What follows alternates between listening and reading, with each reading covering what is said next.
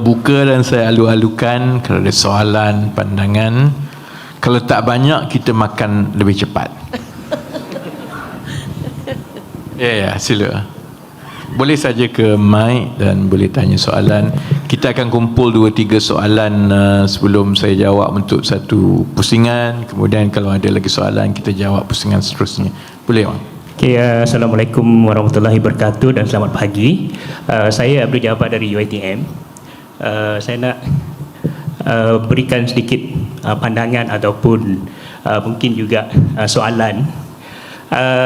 Saya nampak sekarang ini memang banyak inisiatif kerajaan, contohnya subsidi bersasar dan sebagainya, pemotongan subsidi kepada golongan-golongan T20 dan sebagainya. Cuma yang menjadi kebimbangan adalah saya risau perkara apabila ia dibuat secara agresif dan bertubi-tubi, ia boleh memberikan isyarat yang salah kepada ekonomi secara keseluruhannya.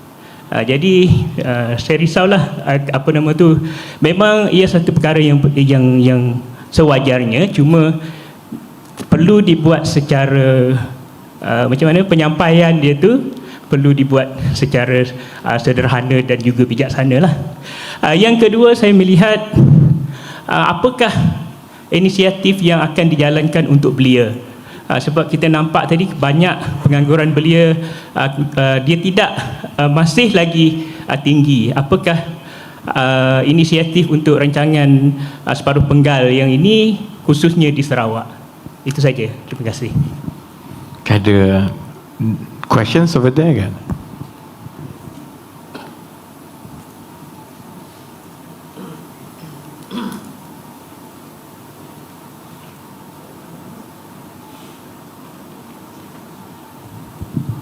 Okay, sorry for that. Okay, good afternoon. Okay, my name is Angie Kwek. Today the question is regarding agricultural sector. I'm the Assistant Secretary General for Sarawak Business Federation. Okay, now, agriculture export, as we've known, is specifically about processed bird nest industry. As we know that China is our largest market for bird nest, the scope of Department of Veterinary Services, DVS in Sarawak, is at the present limited to inspection of birdhouses using RFID registration as required by the Chinese market. Yeah? However, Sarawakian companies who need to obtain certificates to export bird nests need to have a standard sanitary inspection operation procedure to be conducted by VHM officers based in Kuala Lumpur. So, meaning to say for the certification for CNCA, which is Certification Accreditation Administration, for export to China, all of us here have to wait for the federal officers to conduct inspection before they are allowed to do any exporting. So my question is, the issue is, of course, it's taking a long time. So our suggestion is, will it be okay to increase the scope of services of Sarawak Veterinary to cover standard sanitary inspection operation as well, so it's more efficient? And the next question is housing. I'm Secretary General of Sarawak Housing Developers Real Estate Association. So okay, iMiliki is a very good initiative and has started from 1st June 2022 until 31st December 2023 lah. The iMiliki for Sarawak is still pending finalization by MOF regarding the format of SD, statutory declaration, and form, as we have different land codes and etc. dekat Sarawak. The issues, number one, Sarawak is still waiting for the SD to be announced by MOF and KPKT, whereas the time for this iMiliki period campaign is already ongoing. Number two, Sarawak has in fact, because of that, lost 1.5 years. If implemented today, Sarawak only have 6 months left. Number three, during our engagement with KPKT, we were told eligible sales and purchase, which have already been stamped since 1st of June 2022, which is the time when the campaign first started, okay, cannot reclaim exemption and remission retrospectively. So my suggestion, number one, to allow for those qualified purchasers to reclaim exemption subject to fulfilling certain criteria and documentation, or number two, extend the iMiliki program for Sarawak for our lost times. Itu saja. Thank you. Okay, it's a lot easier to answer those two because those are extremely technical kan, dan di bawah kementerian yang lain-lain. Satu di bawah Kementerian Pertanian DVS, satu lagi ialah di bawah Kementerian Perumahan dan juga Kementerian Kewangan. Jadi I'll take note some of these questions and extend the note kepada menteri dan kementerian yang terbabit lah for them to respond in. As it is, I don't have the details, nor do I have the scope for me to decide on this. Jadi sebaiknya I think I'll just escalate the note to the respective ministers lah. Dua soalan, saya jawab dua soalan yang pertama tadi kan. Satu soalan tentang, hang on, saya tengah kena jawab dua soalan yang pertama tadi kan. Satu ialah yang bersabit dengan the pace of reforms. Dia sudah tentulah dia banyak pandangan tentang what to do, macam mana. Ada pandangan yang memaklumkan bahawa cara terbaik ialah kita ada satu kitab ekonomi umum, semua akan jadi baik. Ada juga pandangan yang kata kita jangan buat apa-apa lagi, tunggu dulu, tengok. Sebenarnya keputusan untuk mengambil pendekatan sekarang ini mengambil kira beberapa perkara. Pertama ialah kedudukan kewangan dan juga unjuran yang perlu kita capai. Kerana seperti yang saya sebut tadi, bila saya sebut tentang kedudukan fiskal, kita sekarang berada di kedudukan hutang 1.5 trilion. Dan untuk kita mula menangani masalah hutang yang diwarisi ini, maknanya defisit tahunan kerajaan mesti menurun. Dan defisit tahunan yang menurun ini perlu menurun pada kadar yang tertentu untuk tahun yang tertentu. Sebabnya ialah kalau tidak mengikut kadar dan seperti itu, kita sampai bila-bila tak akan mula kurangkan hutang. Dia akan terus bertambah. Dan itulah yang berlaku selama 10-15 tahun ini. Buatlah macam mana pun, hutang terus naik dan terus naik. Jadi pentadbiran demi pentadbiran, dia menjadi pertandingan untuk menunjukkan masa aku dulu hutang banyak ni je, masa kau hutang banyak tu. Padahal semuanya bertanggungjawab menolak hutang tu lebih tinggi dan lebih tinggi untuk diwariskan kepada generasi masa depan. Jadi sasarannya begini. Untuk kita mula mengurangkan hutang kerajaan persekutuan, defisit mesti menurun ke paras 3.5% menjelang akhir 2025.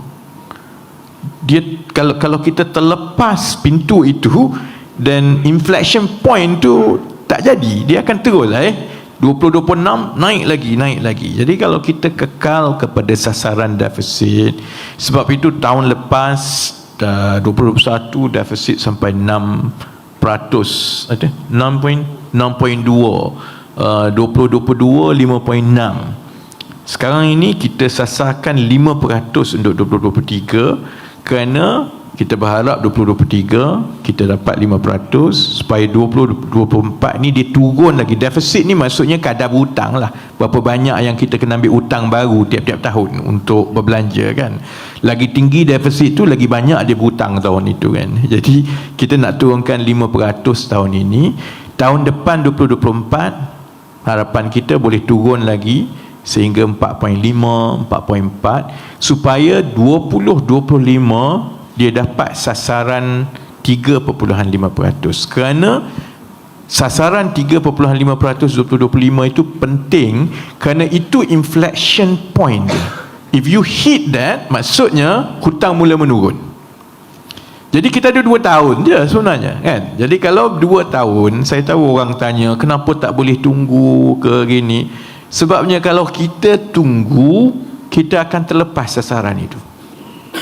Dan kalau kita terlepas sasaran itu, maka masalah itu berterusan lah kan. Jadi sebab itu beberapa perkara perlu dibuat, dan kita kena ambil keputusan yang betul walaupun ada beberapa macam-macam pandangan kan. Dia sama juga soal subsidi bersasar contohnya.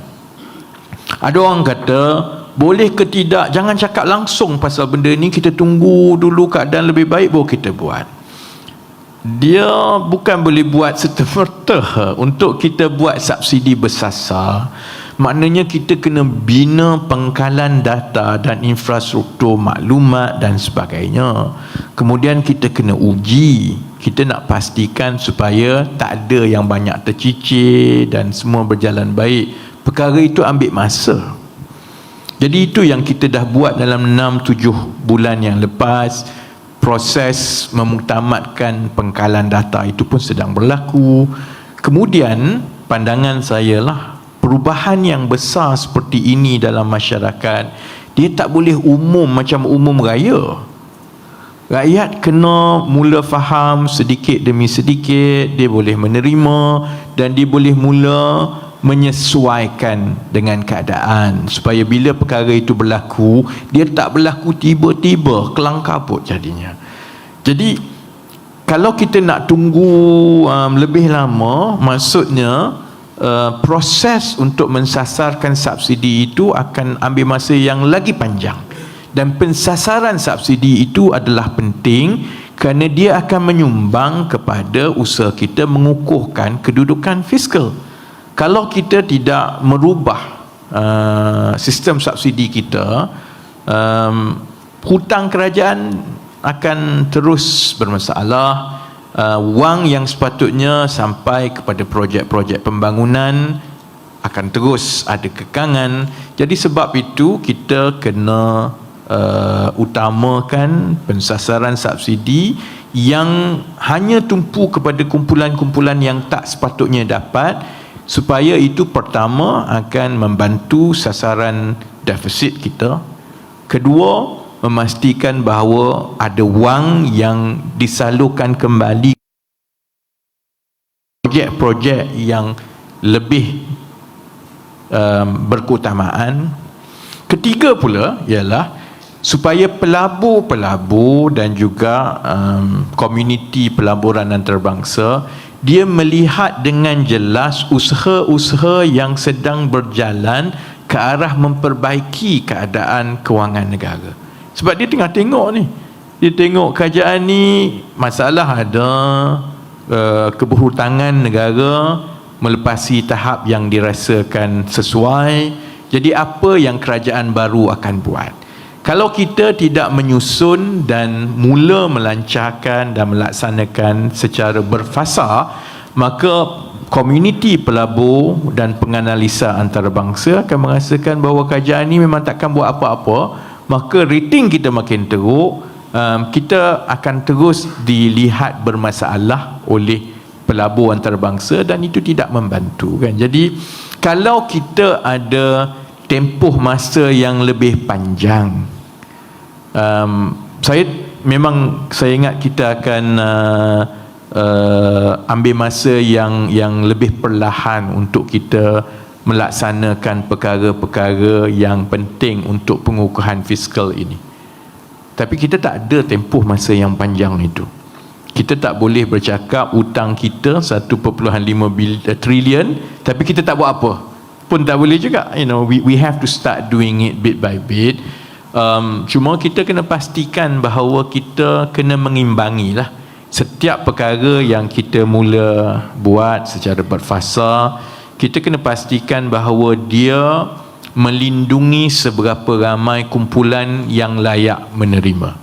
Dan kalau itu kita boleh dapat buat dengan baik, insya-Allah saya ingat kesannya kepada rakyat itu akhirnya rakyat boleh menerima bahawa ini satu keperluan, kerana kita sebagai sebuah negara kita kena menangani masalah ini.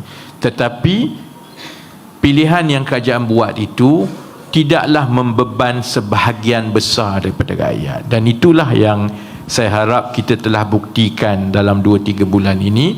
Walaupun contohnya subsidi elektrik telah disasarkan, tetapi hanya 1% saja isi rumah yang kena bayar lebih, yang lain kekal macam biasa. Dan begitulah insya-Allah pendekatan-pendekatan yang akan dibuat oleh kerajaan supaya Tidak seperti semua pentadbiran sebelum ini, mereka tahu perkara ini perlu dibuat, mereka kata dia nak buat tapi tak pernah buat.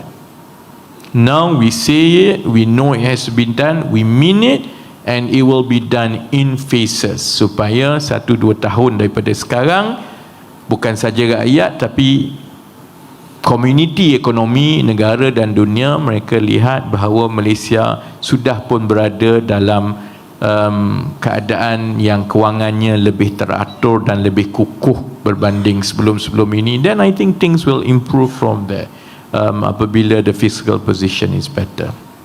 Soalan kedua ialah mengenai apa yang akan dibuat untuk golongan muda, belia dan sebagainya lah.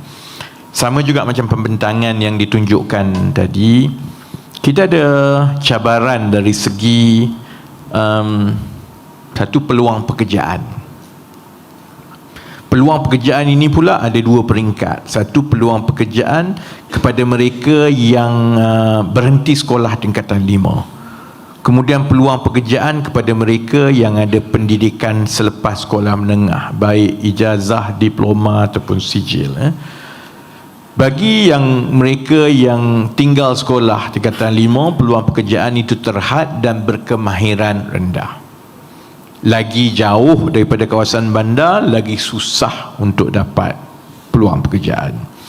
Bagi yang berijazah atau berpendidikan lepasan sekolah menengah, kalaupun mereka ada peluang pekerjaan, masalah yang kita kena tangani ialah dari segi underemployment ataupun mismatch, iaitu dia kerja, dia lulusan ijazah tapi buat kerja lepasan sekolah, jadi gaji itu tidak sepatan kan?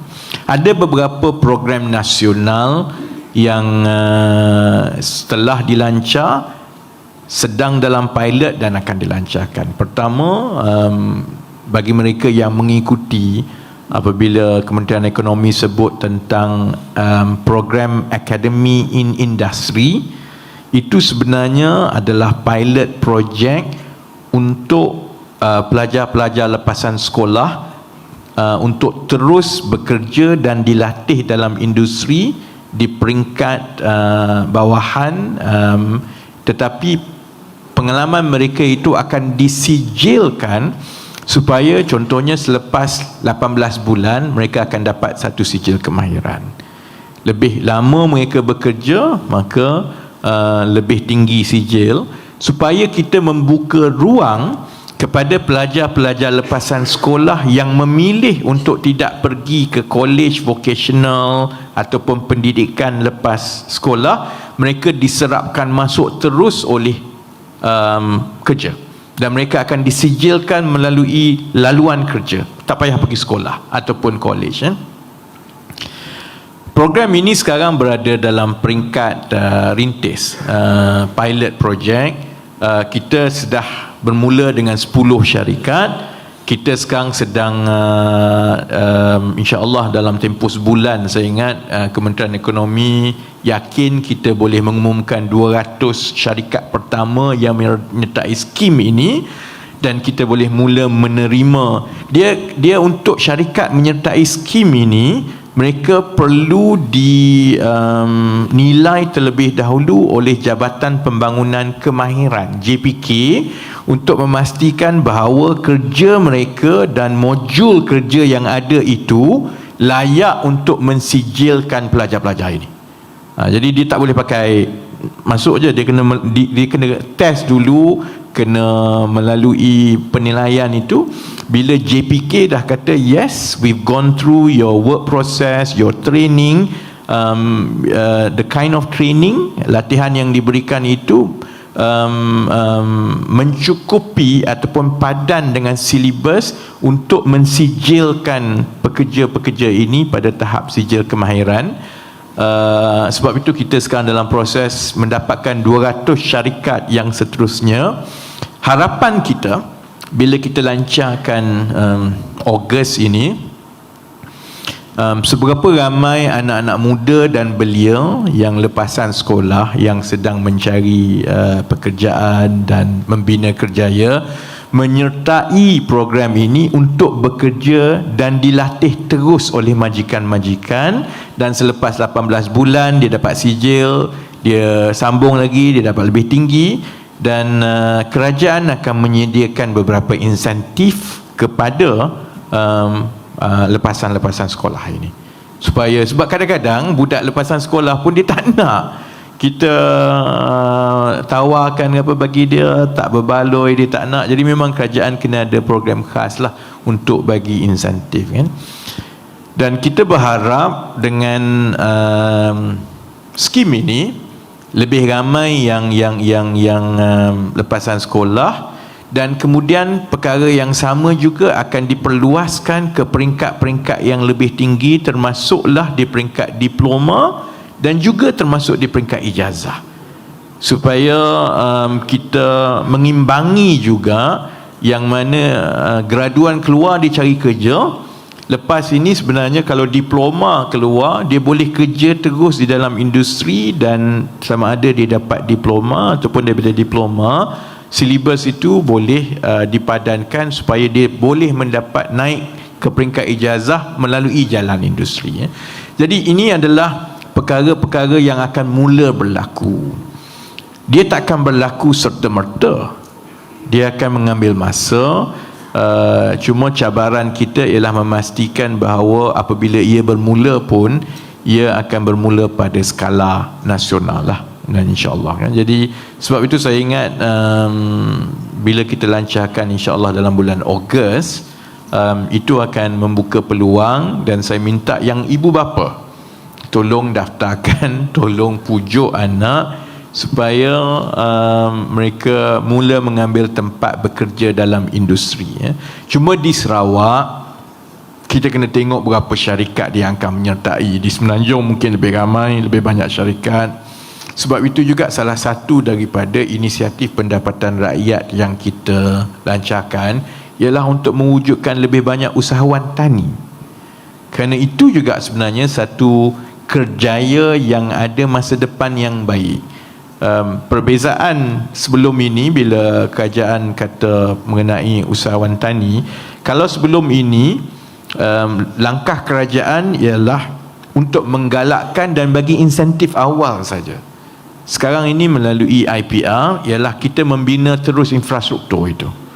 Jadi cuma proses itu ambil masa sedikit, kerana kita kena kenal pasti tanah, kemudian kita kena kenal pasti peserta, kemudian kita kenal pasti operator yang berkepakaran untuk mengusahakan kemudahan pertanian tadi. Bila saya sebut kemudahan pertanian, ini termasuklah rumah-rumah hijau yang dibina, ini juga termasuklah fertigasi yang dibina. Kerajaan akan sediakan semua ini supaya anak muda ataupun penerima daripada kelas B40 atau miskin tegar, bila dia masuk program, dia tak payah fikir dah soal baja, soal semua itu telah disediakan melalui teknik pertanian moden.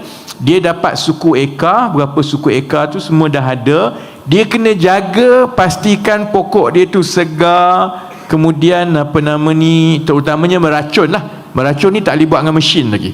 Bagi baja boleh buat dengan mesin, air boleh buat dengan mesin, tapi meracun tak boleh. Kemudian tengok daun dia okey ke tidak. Bila sampai kitaran untuk tuai, dia tuai. Lagi cepat dia tuai, lagi banyak dia dapat. Dan sementara bulanan menunggu tuaian itu, kita bagi allowance, kan. Jadi ini sangat sesuai untuk anak-anak muda. Sebab dia kerja dalam 4-5 jam sehari je. Dia boleh lagi buat kerja yang lain sementara dia ada plot, dan itu akan membantu pendapatan dia. Cuma sama juga yang seperti saya sebut tadi, program-program berskala nasional seperti ini tidak boleh berlaku dalam tempoh sebulan. Bila kita bina Felda dahulu, dia bukan berlaku dalam tempoh setahun, dia ambil masa 30 tahun. Sekarang ini tak adalah dia akan ambil masa 30 tahun, tapi sekarang contohnya selepas 4 bulan dilancarkan, infrastruktur pertanian yang saya sebut tadi telah dikenal pasti dengan 1000 ekar tanah di negeri-negeri, dan dia sedang dalam proses pembinaan dan sebagainya. Tapi dia ambil masa lah untuk 40 hektar, 50 hektar tu dia ambil masa 3-4 bulan untuk bersihkan tanah, kemudian untuk bina rumah hijau, kemudian untuk letak semua teknik pertanian moden ini sebelum penerima-penerima boleh masuk. Dan perkara ini bila kita skalakan dari setiap bulan di lebih tempat, lebih banyak tempat, visi kami di Kementerian Pertanian pula kan, Kementerian Ekonomi ialah fasiliti pertanian moden seperti ini akan diwujudkan di seberapa banyak daerah di seluruh negara supaya yang muda juga selain daripada yang berpendapatan rendah, mereka boleh bekerja di fasiliti-fasiliti pertanian yang dibiayai dan diuruskan oleh kerajaan bersama-sama dengan pihak berkepakaran. Jadi itu sebahagian daripada perancangan yang kita ada untuk golongan belia, selain daripada proses dan dasar yang lain melalui pendidikan, melalui upskilling kemahiran dan lain-lain. Ada soalan tadi daripada belakang apa nak tanya? Boleh.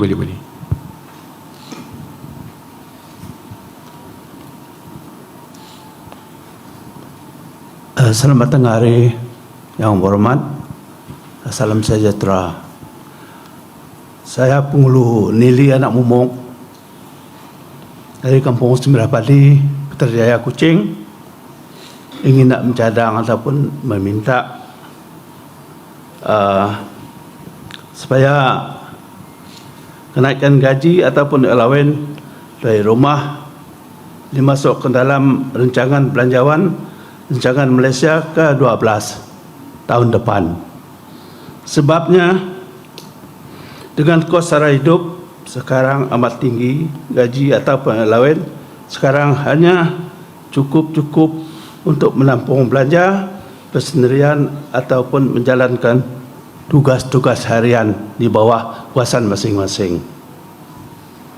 Bagi tuan rumah ataupun ketua masyarakat yang tiada pencen ataupun bekerja sendirian, mencari inisiatif sendiri untuk menambahkan belanja untuk menampung keperluan kuasaan masing-masing yang memerlukan belanja yang sangat memerlukan, wahal tanggungjawab tuai rumah ataupun ketua masyarakat terikat kepada tanggungjawab rasmi kerajaan.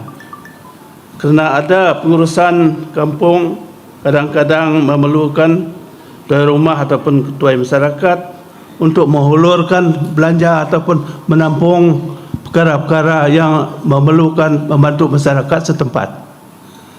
Saya harap Yang Berhormat Menteri mempertimbangkan supaya cadangan ini dimasukkan dalam belanjawan tahun hadapan. Sekian, terima kasih. Yang itu dapat tepukan paling kuat. Dia banyak tuai rumah kat sini. Ada soalan yang lain atau pandangan sebelum saya ya. Assalamualaikum warahmatullahi wabarakatuh. Yang berhormat Menteri, nama saya Nizam Khalid. Saya ada 2 portfolio dekat sini. Untuk belia, saya daripada Sebekas Pertubuhan Belia Negeri Sarawak, antara yang terbesar, dan saya adalah penolong Setiausaha Agung, dan saya juga adalah Presiden untuk Persatuan Usahawan Sarawak. Jadi saya ada 2 soalan. Satu soalan berkaitan dengan belia, satu lagi soalan berkenaan dengan ekonomi dan apa yang saya cadangkan. Jadi yang soalan yang pertama merujuk kepada pembentangan daripada kementerian tadi. Tinjauan atas pendapat saya Google, tinjauan atas talian mendapati 59% merasa bimbang bahawa belia tidak mampu untuk membeli rumah. Harga rumah di Sarawak bukan sahaja tidak mampu, tapi kategori dalam terlalu mahal. Jadi apakah inisiatif kementerian agar ada perubahan untuk setengah penggal yang akan datang? Mampukah kita membuat perubahan? Jadi itu adalah soalan pertama saya. Soalan yang kedua berkenaan dengan isu subsidi, cadangan alternatif yang boleh diguna pakai oleh pihak kerajaan adalah untuk mengekalkan subsidi petrol tetapi memansuhkan subsidi diesel. Jadi contoh-contohnya bukannya NGO ni yang memerlukan subsidi diesel, contohnya NGO Persatuan Nelayan contohnya memerlukan subsidi diesel, bukan kita cakap tak boleh ada subsidi, tapi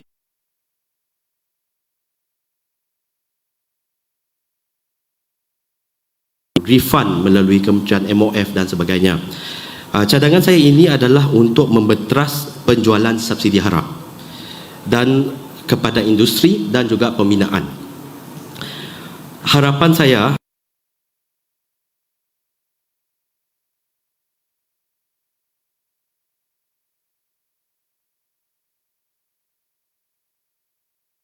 pasal defisit negara. Jadi itu adalah cadangan saya. Terima kasih. Terima kasih. Soal pasal allowance tuai rumah tadi, saya akan sampaikan kepada Perdana Menteri kerana keputusan itu ialah keputusan Menteri Kewangan dan supaya dia dipertimbangkan dan sebagainya lah kan. Dia dari segi agihan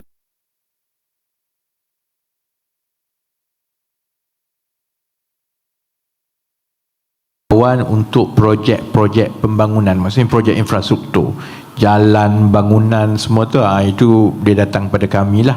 Dia yang bersabit dengan allowance dan sebagainya tu, maksudnya itu belanja mengurus, dia pergi kepada Perdana Menteri dan Menteri Kewangan. Tapi saya insya-Allah saya sampaikan memang setiap libat urus yang kami ada, pegawai dan kementerian akan ambil nota dan kita akan kumpulkan dan kita akan sampaikan lah. Dua soalan tadi tu, satu ialah bersabit dengan perumahan belia kan. Dia bukan saja masalah di Sarawak lah, dia memang masalah Malaysia kan. Tapi memang betul kalau melihat kepada kebolehmampuan pemilikan rumah di Sarawak ini, dari segi berapa kali pendapatan median berbanding dengan harga rumah, di Sarawak antara yang paling tinggi di seluruh Malaysia kan. Jadi isu perumahan ini adalah memang isu yang melibatkan pendekatan dasar. Beberapa perbincangan yang kita telah pun ada ialah kita kena melihat kepada, terutama untuk belia kan, kita kena melihat kepada keseluruhan life cycle pemilikan rumah ataupun life cycle seorang itu, daripada dia jadi belia sampai dia jadi pesara, supaya kita boleh menentukan dekat bahagian mana yang paling optimum yang sebenarnya orang mula patut memiliki rumah. Amalan masyarakat kita sekarang ialah seberapa cepat, seberapa mudah, seberapa boleh nak memiliki dan nak beli rumah secepat mungkin. Itu bukan perkara yang paling optimal. Sebenarnya yang golongan belia dan muda pada peringkat awal life cycle itu, fokus dan keutamaan ialah mempunyai shelter. Maksudnya dia ada rumah dan kediaman yang selesa pada harga yang berpatutan dengan kemampuan kewangan dia, supaya dia ada ruang dan masa untuk dia membina kestabilan kewangan dia sebelum dia komit untuk ambil pinjaman dan memiliki rumah. So that itu di peringkat dasar kita memang menerima bahawa kita perlu mengubah pandangan dan juga model pemilikan rumah di kalangan orang muda ini mengikut life cycle yang lebih berpadanan dengan kemampuan kewangan mereka. Kerana kalau cara sekarang berterusan, iaitu awal-awal lagi budak umur 23 tahun dia nak beli rumah, dan bila dia beli rumah, maksudnya dia komit kemampuan kewangan dia tu kepada pinjaman rumah daripada awal, itu mengalih wang dia daripada perkara-perkara lain yang sepatutnya dia tumpu. Sedangkan kalau kerjaya itu ataupun hidupnya itu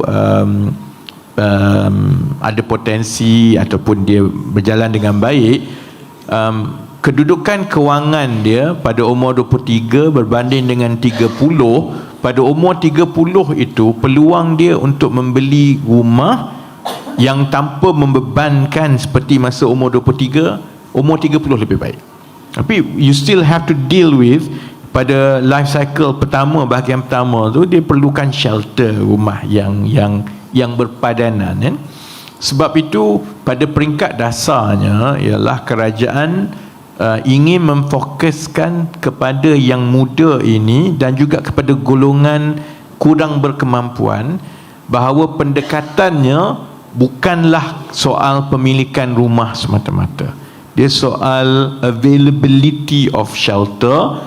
Maka program-program yang memperbanyakkan transit house, program-program yang memperbanyakkan rumah seperti yang melibatkan rent control. Maksudnya begini, transit house ni contohnya, kalau seseorang itu pada umur tertentu dan pendapatan tertentu, melayakkan dia untuk menyewa rumah sehingga pada umur tertentu dan pendapatan tertentu, dan rumah ini selalunya pada harga sewa yang jauh lebih murah. Rumah itu okey pada harga yang lebih murah, telah pun dilaksanakan secara pilot di beberapa tempat, kan? Selalunya ialah queue panjang lah, yang muda-muda ni nak tu, kan. Jadi paling kurang untuk 5 tahun pertama tu dia tak payah pening kepala pasal nak beli rumah dan sebagainya. Dia ada boleh mula menyimpan supaya bila dia dah bersedia untuk beli, deposit dia tu lebih baik dan dia ada pilihan yang lebih baik lah. Jadi itu contoh transit. Rent control contohnya untuk di beberapa kawasan memang kerajaan rumah itu mesti rumah awam, dan kalau mematuhi syarat-syarat tertentu maka mereka boleh menyewa rumah itu pada kadar sewa yang rendah. Jadi dia tak terdedah kepada soal kenaikan harga rumah dan harta tanah, kan. Konsep yang ketiga ialah rent to own, iaitu model pemilikan itu bayaran itu tidak terlalu dibebankan oleh bayaran bunga kadar faedah pinjaman yang dibuat, kerana bayaran sewa itu walaupun dia seperti bayar sewa, tapi dia ada portion capital, bahagian capital yang mula membayar supaya rumah itu bertukar daripada sewa menjadi pemilikan. Baik, ini perkara-perkara dasar yang tidaklah rumit, dia memang masuk akal lah. Inilah perkara-perkara yang patut dibuat. Yang rumitnya ialah untuk menterjemahkan dasar ini daripada atas kertas kepada wujudnya lebih banyak rumah-rumah yang macam ini di seluruh negara. Itu challenge dia, dan itu juga tumpuan kita.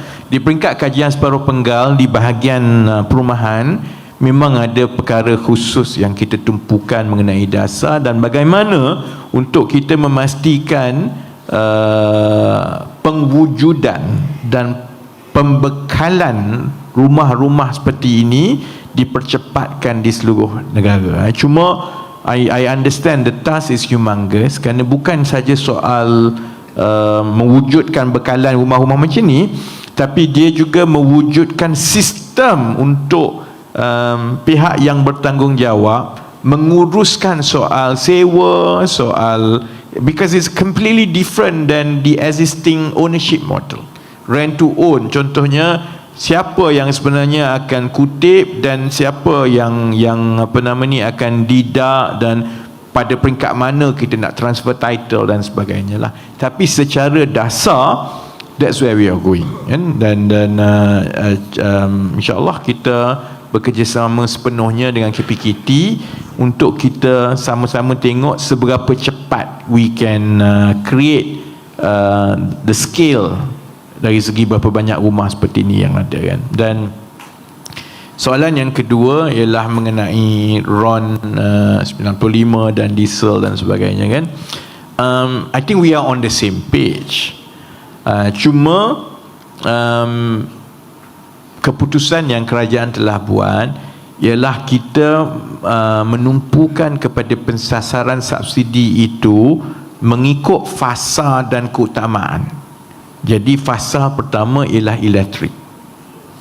Dan yang sebenarnya dah berlaku lah, sebab itu hanya 1% saja isi rumah yang kena bayar ekstra, yang lain tak payah bayar kan. That is pensasaran subsidi yang telah pun berlaku untuk elektrik. Dan daripada pensasaran subsidi yang telah pun dilaksanakan sekarang, jangkaan penjimatan kerajaan untuk 1 tahun ialah antara 6 hingga 8 bilion ringgit. And that money will go into rakyat balik dalam program-program lain, sekolah dan sebagainya. Sudah tentu subsidi yang paling banyak ditarik balik ialah daripada syarikat-syarikat besar.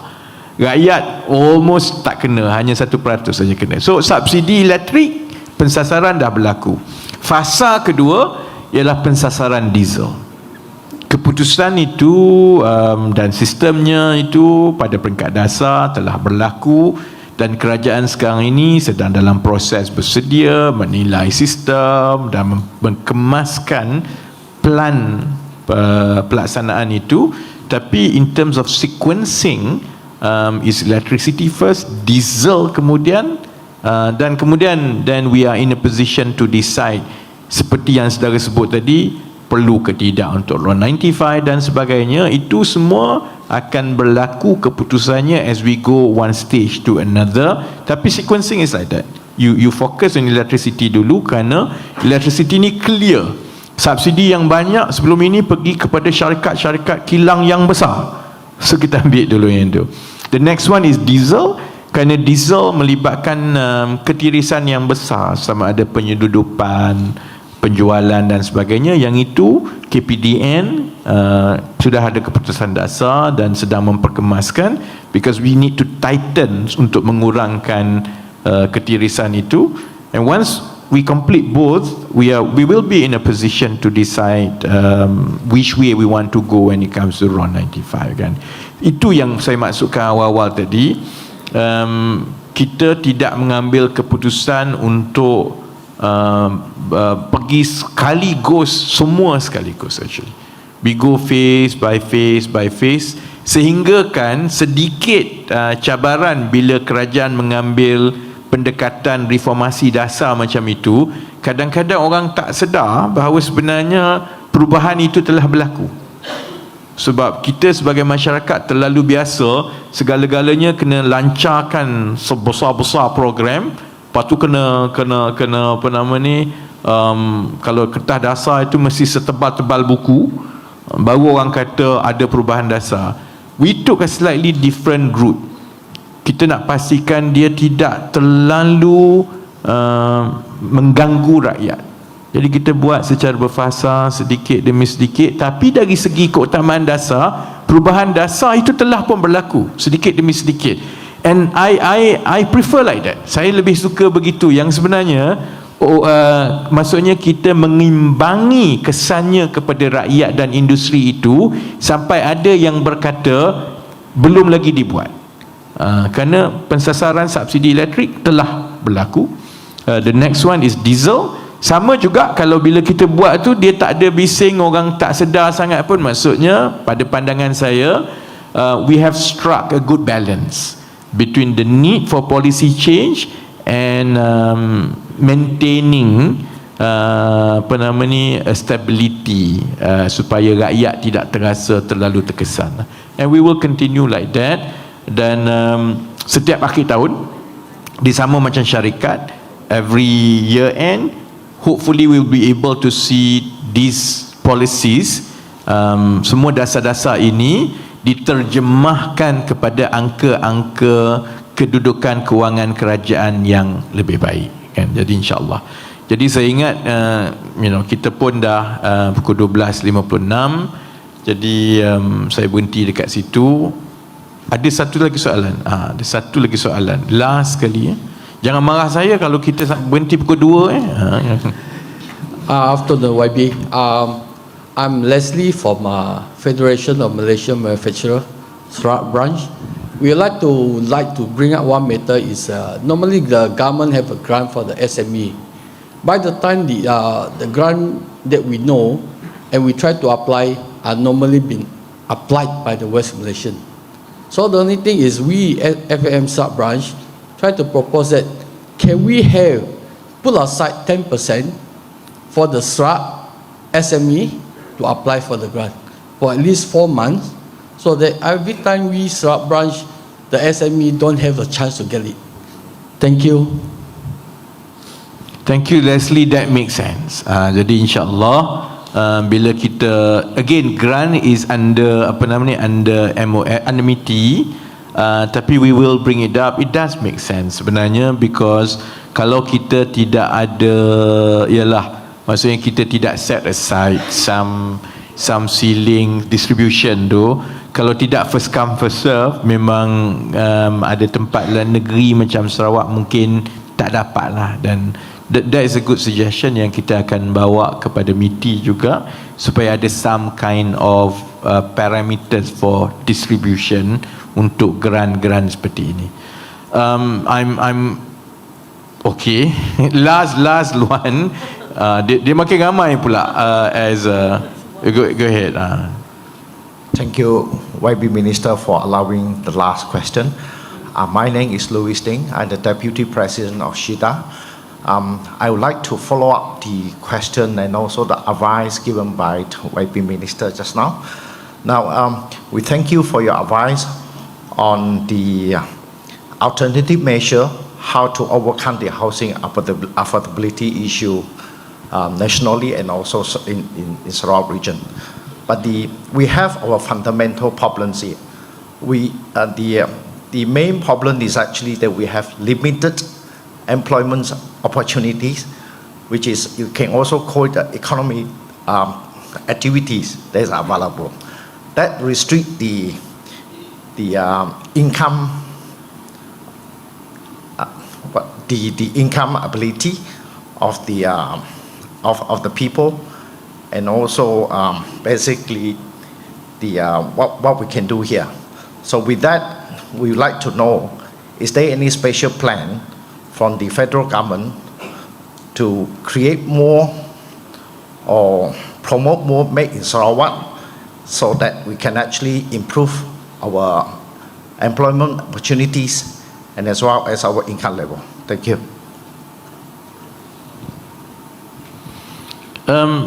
There are few ways that the federal government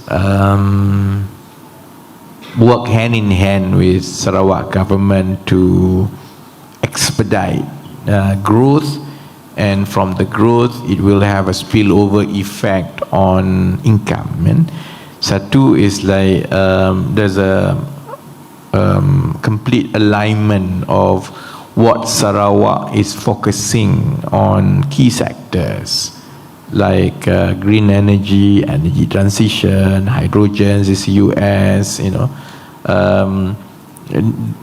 federal government facilitates the federal rules and federal policies to allow such economic activities to take place and also to expand very quickly. That in turn will create opportunities and allow Sarawak to also move faster in that journey, which offers high income jobs to Sarawakians. The other one is in the form of federal allocation for infrastructure projects. There are some focus which includes, for example, border development. Then again, the allocation will spur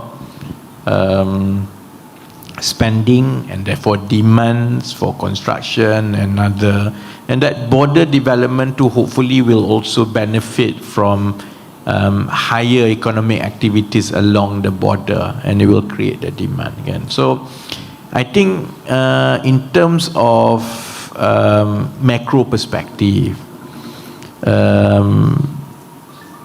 RMK 12 and future planning recognize Sarawak as an engine of growth, and therefore allocation and an alignment policy-wise will continue to happen, and it helps Sarawak to create more opportunities and with the kind of sectors that Sarawak is focusing now, it will attract more investors and private companies to come to Sarawak for those sectors. And so I think it's a process that will happen continuously lah.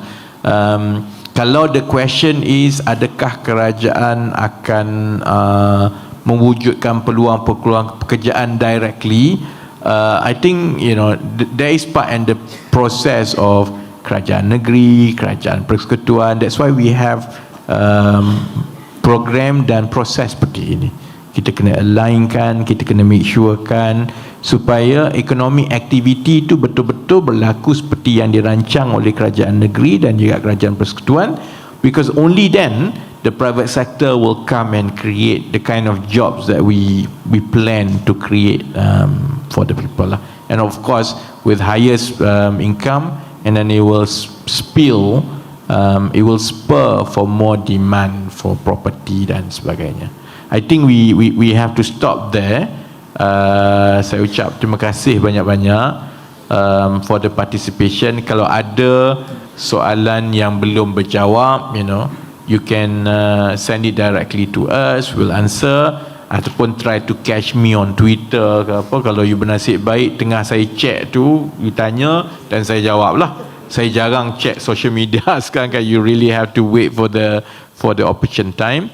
Tapi thank you very much for this time. InsyaAllah pandangan-pandangan dan beberapa soalan itu akan beri perspektif yang baik kepada kami di Kementerian Ekonomi untuk memastikan perancangan seterusnya itu mengambil kira pandangan dan perspektif semua. Terima kasih. Assalamualaikum warahmatullahi wabarakatuh dan salam sejahtera.